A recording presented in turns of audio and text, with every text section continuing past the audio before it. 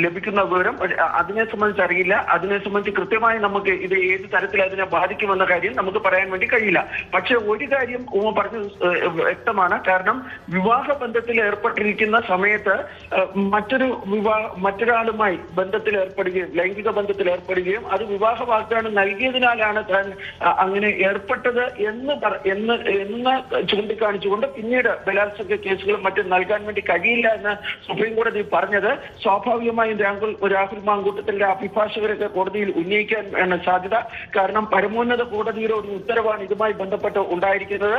സ്വാഭാവികമായും രാഹുലിന്റെ കേസിൽ ഉൾപ്പെടെ ഇത് കീഴ്ക്കോടതികളിലും ഹൈക്കോടതികളിലും അതുപോലെ തന്നെ മറ്റു കോടതികളിലും ഒക്കെ ഇതൊരു വലിയ ചർച്ചയാകാൻ വേണ്ടി പോകുന്ന വിഷയമാണ്. ഏതായാലും ഇക്കാര്യത്തിൽ സുപ്രീം കോടതി പറഞ്ഞിരിക്കുന്നത് 1955 ഹിന്ദു വിവാഹ നിയമപ്രകാരം ഈ ഒരു വിവാഹത്തിൽ ഏർപ്പെട്ടിരിക്കുന്നത്, അതായത് ബന്ധം നിലനിൽക്കെ ആ വ്യക്തിക്ക്, അത് പുരുഷനായിക്കോട്ടെ സ്ത്രീ ആയിക്കോട്ടെ, അവർക്ക് മറ്റൊരാളുമായി ഇത്തരമൊരു ഈ ഉത്തരവാക്കിയിരിക്കുന്നത് സ്വാഭാവികമായും ഇത് വലിയ ചർച്ചയാകാൻ വേണ്ടി പോകുന്ന ഉത്തരവാണ് എന്ന കാര്യത്തിൽ യാതൊരു സംശയവുമില്ല.